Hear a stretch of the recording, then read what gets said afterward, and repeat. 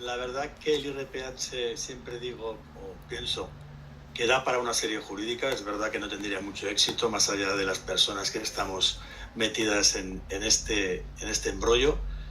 Pero la verdad que la temporada primera no está mal, la segunda ha sido realmente esperanzadora en el sentido de que están pasando cosas y la temporada tercera es una incertidumbre total. Exactamente el número no se sabe con certeza, hay varias fuentes, pero nadie lo sabe con certeza, aunque creemos que son millones de familias que están siendo afectadas por este índice.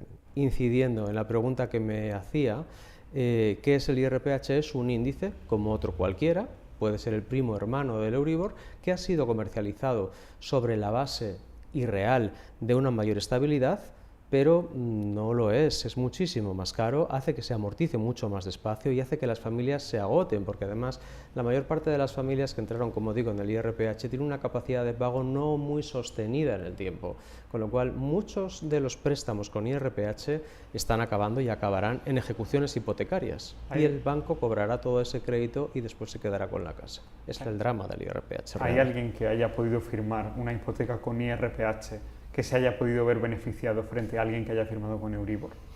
Bajo mi punto de vista, yo creo que serán situaciones muy pequeñas, pero sí, claro, yo creo que no, porque realmente si alguien va a pagar más caro un mismo servicio, entiendo que no se ha visto beneficiado de ninguna de las maneras, porque no es cierto que el IRPH vaya a protegernos frente a las subidas del Euribor. Estamos viendo cómo el Euribor, que forma parte en un 80% de lo que compone el IRPH, al subir también sube el IRPH. Nuestro despacho de Bilbao y de Madrid está lleno de personas que están viniendo y preguntándose a ver qué pueden hacer, porque si antes pagaban 700, ahora van a pagar 1.300 y no pueden. Podemos decir que las personas que han firmado el IRPH, si no comporta ninguna ventaja comparativa respecto al Euribor, lo han hecho engañados o al menos con una falta de información considerable. No seré yo quien diga que han sido engañados, puesto que no estaba en cada una de esas firmas, pero la realidad, y es importante estar en contacto con la realidad, nos viene a decir que las referencias de los clientes siempre son las mismas. Las historias que cuentan los miles de clientes que han pasado por mi mesa es la misma. Me ofrecieron IRPH, me dijeron que era más estable. ¿Pidió usted otra alternativa? Sí, no, pero tampoco me ofrecieron ninguna. Me dijeron que era lo que había. Y esto es importante porque el TJUE en uno de sus autos ha dicho que tendrá que verse caso por caso cómo se ha comercializado. Y esta es la historia de este país, querido nuestro, que es España, ¿no?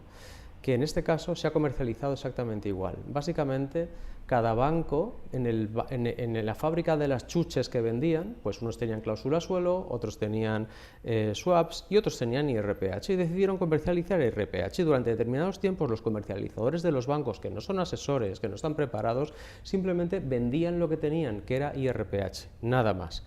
Una cosa interesante es que cuando arrastramos a los directores de la banca o a los comercializadores de la banca a los juicios, y yo le pido como letrado que me explique el funcionamiento de un IRPH, y le digo, piense que me va a vender una hipoteca, véndame el IRPH, ¿me puede explicar cómo funciona? Son absolutamente incapaces. Después de 10 años, después de saber que viene a este juicio, después de saber que se le va a preguntar, no es capaz de explicármelo. Y me está queriendo vender que se lo explicó a mi cliente 10 años antes. No es posible. ¿Sabe por qué no lo puede explicar? Porque usted no lo entiende. Yo tampoco lo entiendo. Pero pretender que una persona con un nivel financiero bajo, alto o mínimo entienda cuál va a ser la repercusión jurídico-económica del futuro del IRPH, sobre todo con lo diabólico que es, no el hecho de pagar mucho más, porque la gente se afana en trabajar para pagar todo lo que sea, estamos programados y educados para pagar, sino que por mucho que paguen, la amortización no baja. Tenemos cientos de clientes que llevan 15 años pagando y apenas han amortizado nada. Sí, el asunto es tan claro porque los tribunales no dan una respuesta tajante, porque la justicia no se pronuncia de una forma contundente. Esa es una muy buena pregunta que yo le recomiendo se la haga al presidente del Tribunal Supremo del Reino de España, porque yo se la hice hace unos meses y a mí no me contestó. Me dijo que otro día hablaríamos de eso. Me gustaría saber por qué, y me gustaría también saber por qué el Tribunal Supremo lleva casi 2 años sin pronunciarse en una sola sentencia de IRPH. Nosotros llevamos muchísimo tiempo en esto, fuimos los primeros que aparecimos con esta historia en el País Vasco y llevamos presentando demandas desde el año 2012. Desde el año 2012. Yo trabajaba antes para una auditoría y en las tripas de un banco vimos cosas raras que luego se reveló que era esto. Llevamos trabajando en esto desde 2012 y tenemos muchos procedimientos en el Supremo. ¿Cómo es posible que 10 recursos de casación se hayan presentado en el año 17, esos 10 recursos tengan resolución de cláusula suelo y de cláusula suelo con acuerdo, y los de IRPH lo único que obtengo es silencio? Están admitidos, entiendo. Los admiten a trámite, pero aquí no contesta nadie nada. ¿Cuál es la diferencia entre un pleito de gastos y un pleito de IRPH? Que un pleito de gastos devuelven 800 euros después de haber sacado el impuesto, que era lo más caro, qué casualidad, pero el IRPH tiene una media de 80 o 100.000 euros de retroactividad. Seamos serios, señores. Estamos en la Unión Europea. Y si tenemos ánimo para coger lo que viene de Europa, Generations, por ejemplo, también deberíamos tener ánimo para hacer lo correcto y dar a la gente lo que le corresponde. Eso es la justicia. Aunque bueno, la inseguridad jurídica campa a sus anchas por todo nuestro país. Usted ha conseguido algunas sentencias firmes en materia de IRPH. Así es. ¿En qué juzgados, en qué órganos, dónde ha sido? Las 3 sentencias únicas que existen en España, que son firmes, son de Montero de Cisneros, lo digo con orgullo. Esto ya sí que está feo, pero lo digo con orgullo porque me ha costado muchísimo trabajo.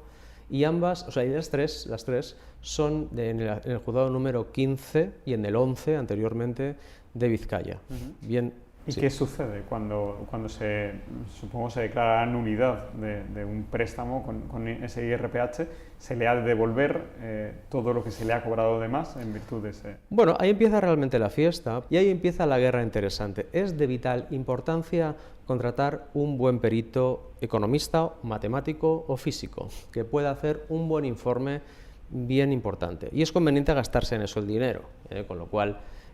yo cobro provisión inicial a mis clientes, pero no es para mí, es para los gastos que se producen para que el pleito vaya adelante. Es una segunda parte del pleito, que es la ejecución, y ahí empieza la gracia. Nosotros tenemos uno de los 3 casos que ganamos, llevamos 2 años ejecutándolo sin éxito, y llegamos al final para ejecutar a UCI, y resulta que UCI solo tiene, esto por curiosidad como anécdota, solo tiene una única cuenta en España y no tenía saldo suficiente y hemos vuelto a empezar, ¿no? O sea, no crean ustedes que por tener una sentencia firme que diga que el IRPH es nulo va a ser coser y cantar y el banco se va a doblegar y va a pagar. No, absolutamente no. ¿Por qué? Porque para morirse y pagar siempre hay tiempo y eso los bancos lo saben muy bien. La pelea va a empezar de verdad en la ejecución y esto es algo que no deben obviar, es importantísimo. Hay muchísima gente que puede tener sentencia, al final va como en globo, pero el cobrarlo y cobrar lo que debe ser correcto, eso historia, bueno, es otro cantar.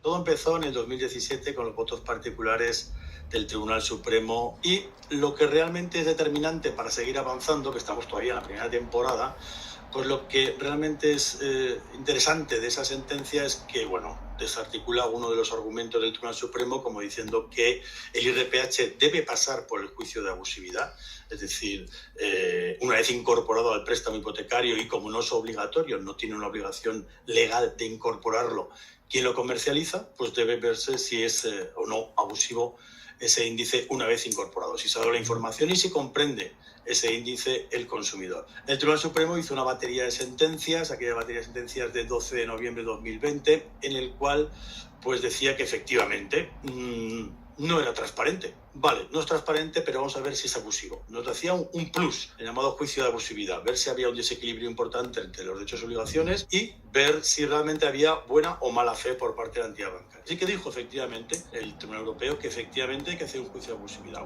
aunque sea clara y comprensible, no toda cláusula esencial clara y comprensible es abusiva. El fácil acceso al consumidor, pues yo no sé qué entienden por fácil acceso al consumidor todo el mundo, pero de luego fácil no parece ir al BOE y enterarte de lo que es un IRPH, que es una TAE. Viene la segunda temporada. La segunda temporada realmente yo creo que es un punto de inflexión. Es un punto de inflexión porque sí que avanza el Tribunal Europeo en el conocimiento del IRPH, que realmente debe ser muy complicado. Efectivamente, es verdad que se intentó transmitir en su momento este dato tan importante y objetivo. Y es que el propio Banco de España aconsejaba en el preámbulo y también indicaba en el anexo que este IRPH, si se comercializa, para que se pueda nivelar en el mercado a los otros productos comercializados al Euribor, debe ponerse un diferencial negativo. Pero es que lo decía el Banco de España. Entonces esto se lo tuvo en cuenta el Tribunal Europeo y dijo, esto es objetivo y tiene que haber un diferencial negativo. Y nos dijo otra cosa, también hay que ver si eso es accesible para el consumidor. Pero si vas al apartado 60 de la sentencia, de accesible ya se da cuenta el Tribunal Europeo que no tiene nada. Esta es la segunda temporada. La segunda temporada se queda aquí, es decir, porque el Tribunal Supremo no ha respondido a esto. María Faustina, es usted una de las miles de afectadas en España por el índice de préstamos hipotecarios, el IRPH. Cuéntanos un poco cómo llegó a esta situación, a ser una de las afectadas por este índice que ahora mismo, hace poquito, se ha considerado una cláusula abusiva de los bancos. Pues bueno, yo saqué un préstamo, a mí no me explicaron lo básico, pero no me dijeron que el tipo de interés era tan alto, yo no sabía nada.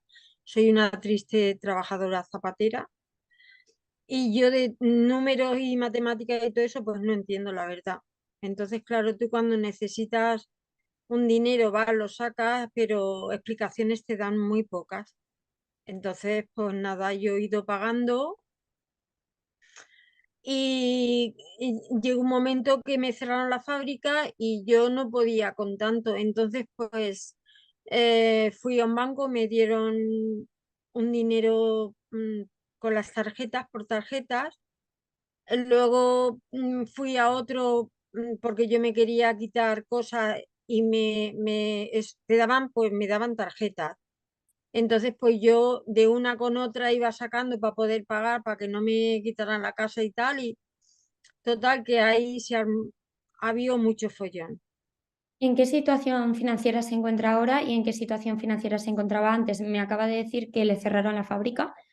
Sí, hace pues 13, 14 años. Entonces yo me encontré súper agobiada, no, peor que agobiada.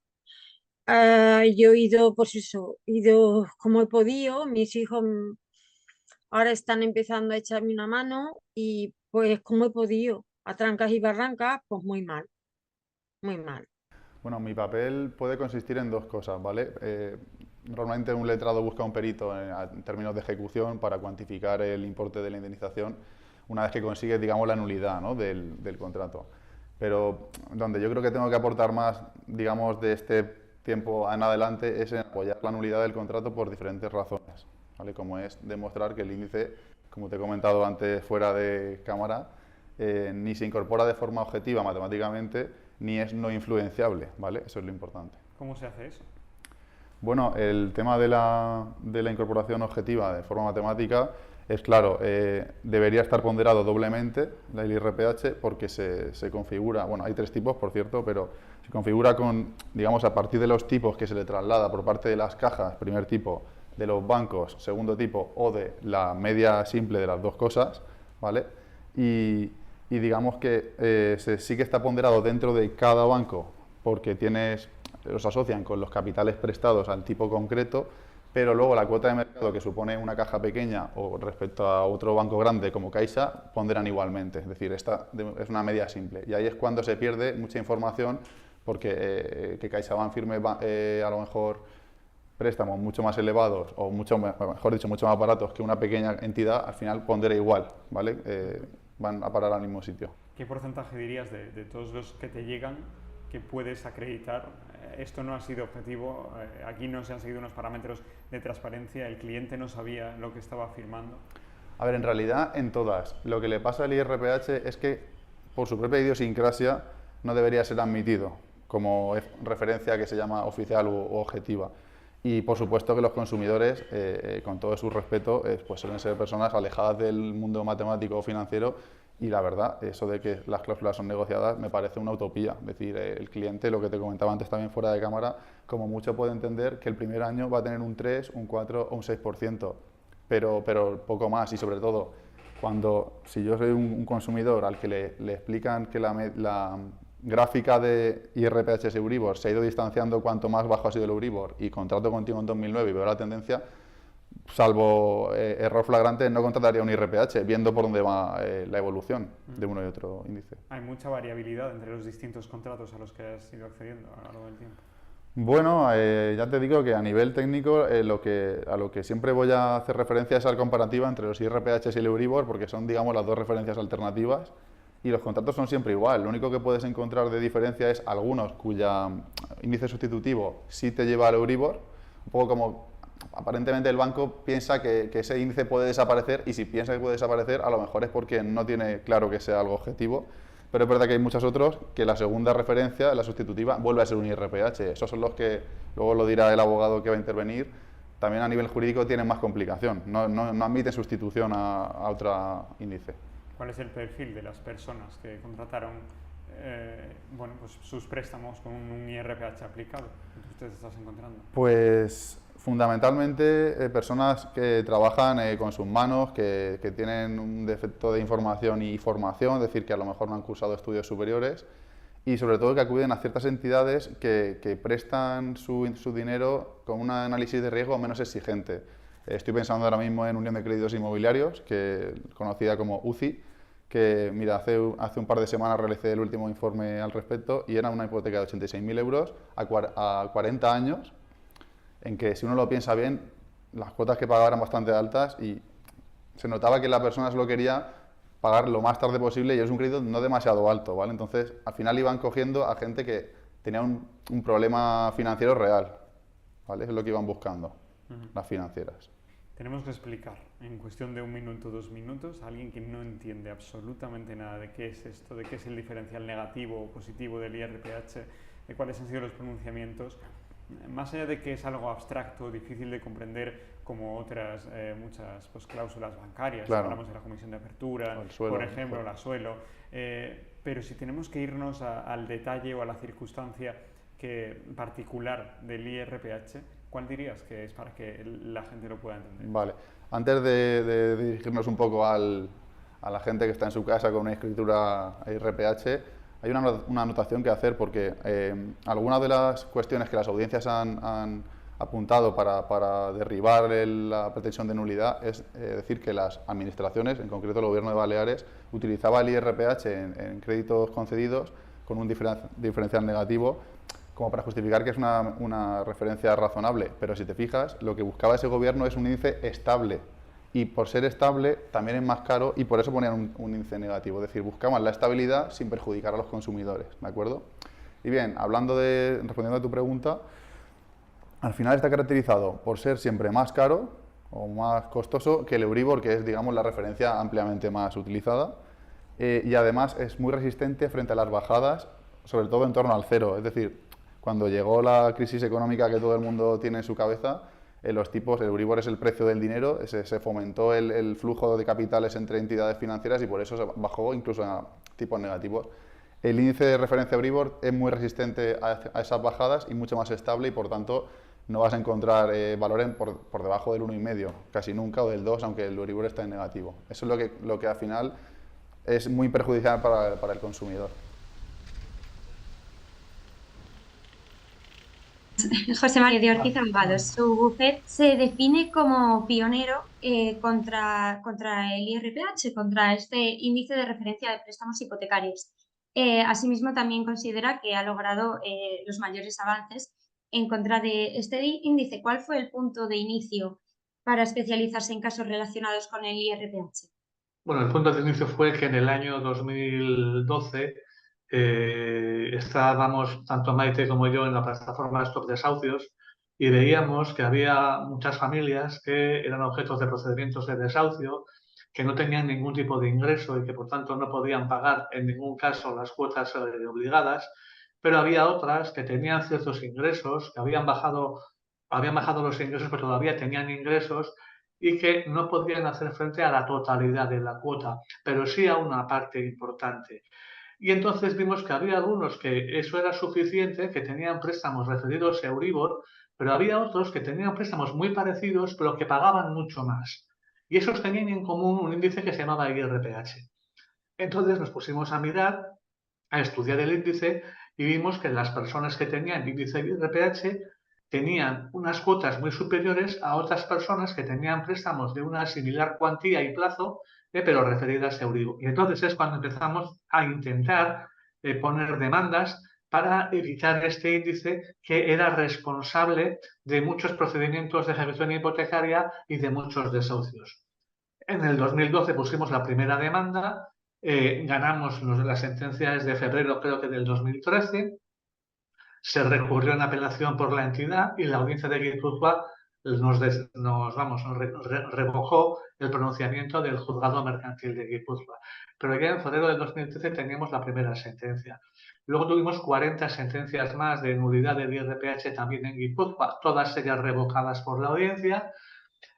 Posteriormente en Álava el juzgado mercantil también nos dio la razón y la audiencia de Álava también, y eso llevó a que Kutxabank llevara el tema al Tribunal Supremo. Esto dio lugar a la sentencia del Tribunal Supremo de diciembre de 2017. Esa sentencia de 2017 nos llevó a ir por todos los juzgados mendigando que se elevara cuestión prejudicial porque era una sentencia que tenía dos votos discrepantes que decían que la sentencia no estaba ajustada a derecho y que además no estaba acorde con la jurisprudencia del Tribunal de Justicia. Y no obstante, la sentencia se publica, es decir, me parece impresionante que el Tribunal Supremo quiera unificar doctrina en toda España y no es capaz de unificarla en su propia sala. Y resulta que la resolución que va a unificar criterios tiene dos votos discrepantes.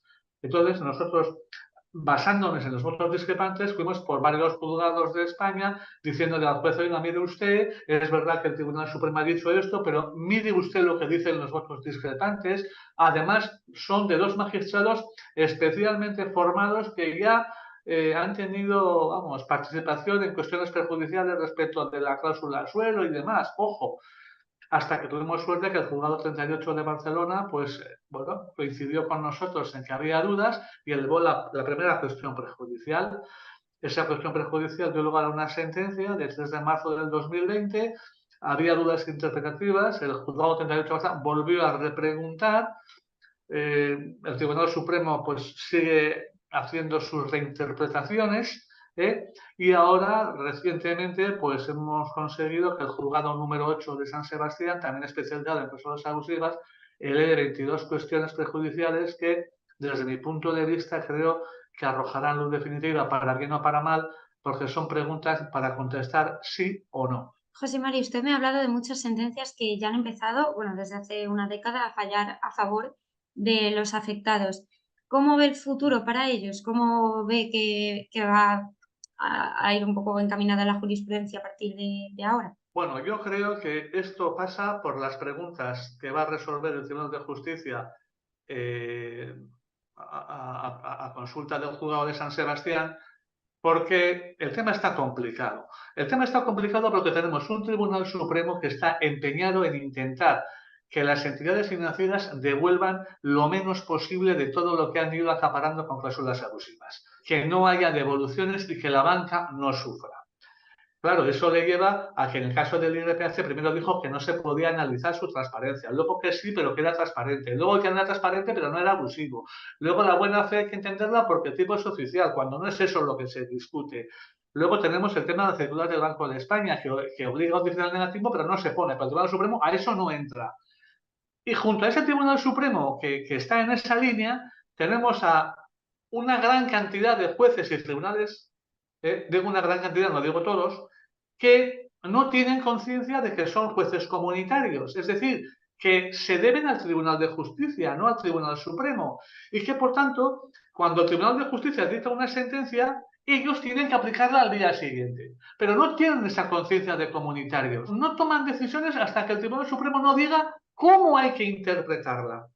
Y entonces te encuentras en una situación desalentadora, porque tú vas al tribunal, a un juzgado español y lo más habitual, desgraciadamente, es que el juez no se lea tu demanda. Mire, usted se puede ir a casa y nos sale mucho más barato poner un sistema informático que resuelva directamente el Tribunal Supremo, porque para que lo que usted hace no hace falta. Esa es mi opinión. Y luego, lo que sí que parece, yo creo, insisto, creo que va a quedar claro con estas 3 temporadas, va a quedar claro que no es transparente y que es abusivo y que hay mala fe y que realmente hay un desequilibrio. ¿Qué es lo trascendente que ocurre ahora? Las consecuencias del IRPH. Eso es lo que yo me temo que es donde ahora se va a abrir la cuarta temporada. Porque hay una cosa que tengo la sensación va a explotar y no quiero que se quede sin decir, y es que muchos juzgados, incluyendo el 15 de Vizcaya, está considerando, y los otros del País Vasco también, están considerando que el IRPH es un asunto de fondo jurídico, con lo cual no hay prueba que practicar. En el procedimiento ordinario de cuantía indeterminada, que es el nombre y apellido del juicio que hacemos, hay dos vistas ante el juez, la audiencia previa y en la vista. En la audiencia previa hacemos temas técnicos y decidimos si el juicio sigue adelante o no, y aquí practicamos la prueba. Habla el cliente si se le cita, habla el señor del banco, puede haber una pericial dentro del proceso ordinario, luego habrá tal también, o puede no hablar nadie y decir, oiga, nos ahorramos aquí 6 meses, nos ahorramos otro juicio, nos ahorramos hablar con toda esta gente y damos aquí sentencia. Oiga, si la sentencia que me da aquí está bien y está súper claro, vale. Ahora, el TJUE ha dicho que hay que ver cada caso en concreto cómo se ha comercializado.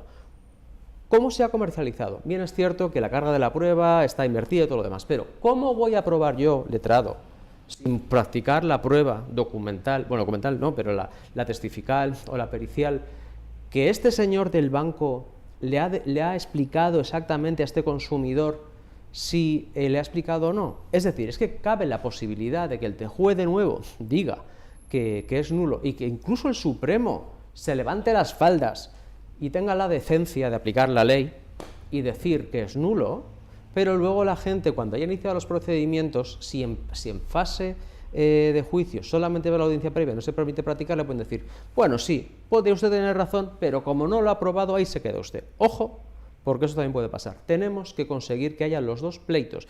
Y nosotros llevamos años peleando, oiga, esto no es de fondo jurídico, es de práctica de prueba. Deme, por favor, cita. No queremos cita. Le repongo, no queremos, apelamos, y ahí andamos. O sea, andamos apelando hasta arriba el hecho de que haya un segundo juicio, porque creemos que es vital.